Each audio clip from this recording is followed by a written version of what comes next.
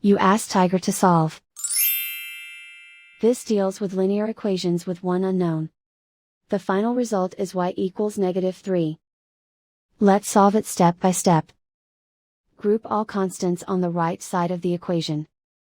Add 6 to both sides. Simplify the arithmetic.